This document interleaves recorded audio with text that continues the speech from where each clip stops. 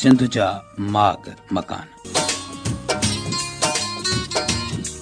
माग जो नालो थरड़ी जादो शहीद, माग जो किस्म गोठ मुकबरा, माग जो दौर कलोड़ा दौर, माग जो हंधु ही गोठ ककड़ खां 4 किलोमीटर ओलह में आहे, तालके जो ही ज़िलो दादू।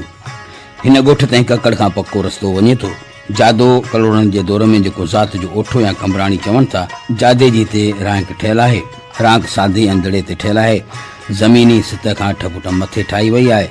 उत्तर में रांक में पहुचण लाइ ॾाकणियूं ठहियल आहिनि। इमारत चौरस ठहियल आहे। अंदरां उनखे जारे वांगुरु कुंड जोड़ूं ॾेई 8 कुंडो कयो वियो आहे। 8 कुंडे ॻच ते गोल गुंबस ठहियल आहे। रांक खे लंघ ओभर पासे ॾिनल आहे। भितियुनि ते सिंगार लाइ वंगूं ठहियल आहिनि। अंदर माप 360 सेंटीमीटर आहे। गुंबस जे पाड़ वटां कानस निकितल आहे। मुकबरो पकसरो ऐं अणियल तल आहे।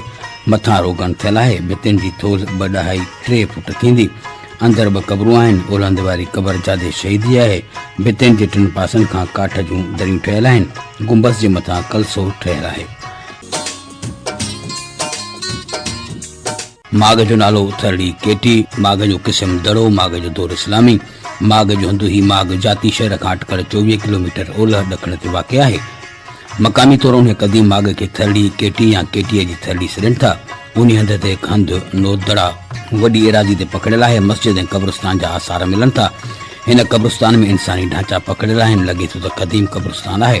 भितियुनि मां पकिन सिरुनि जी दीवार जा निशान, पकिन सिरुनि जा टोटा वग़ैरह ठिकराटो इस्लामिया वारी दौर सां भेटण जहिड़ो लभे थो। दड़े जी कोटाई थिए त घणो कुझु लभण जो इम्कान आहे। माग जो नालो थरी, माग जो किस्म दड़ा, माग जो दौर सूमरन जो अवाइली दौर, हंधु बदीन खां 17 मील ॾखण में, रूपामाड़ी खां 5 मील उत्तर तरफ़, रेण दरिया जे क़दीम वक्रे जे साॼे किनारे, मोहब्बत दरे खां 6 मील ॾखण ओभर।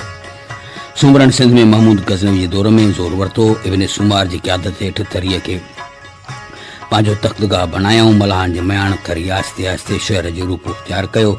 700 हिजरी 1300 ईस्वी में जॾहिं अलाउद्दीन दोदे ते हमलो कयो त थरी लुटिजी वई।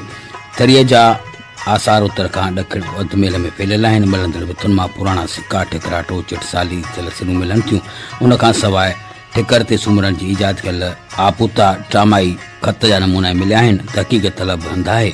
बदीन ज़िले जे मातली गुलाम अली रोड जे 14 किलोमीटर ते पत्थर वटि माग जो घणो हिसो पोखीअ हेठि अची वियो आहे। 99 एकड़नि में माग आहे। बाक़ी ज़मीन क़ब्रिस्तान जे तब्दील थी चुकी आहे। रिवायत आहे त हिते सिंध राणी जी क़बर आहे। उन खां सवाइ शाह दीवान जो मुक़बरो पिणु आहे। दीवान लाइ चवनि था त 13 सदी ईस्वी में हिते आयो। हिन ते मेलो लॻंदड़ आहे। केतिरो ई ठिकराट ऐं सिरुनि जा टड़ियल पकड़ियल टुकड़ा माग ते मौजूदु आहिनि।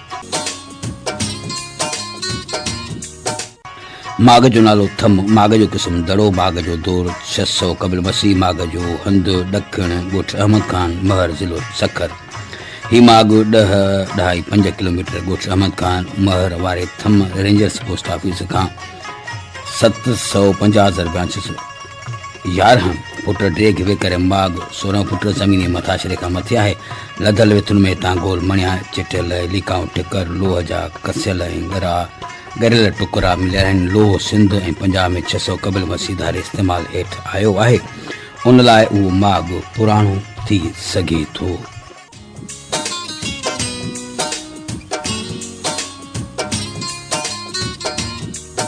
सिंध जा माग मकान सिलसिलो अवां ताईं रसायोसीं।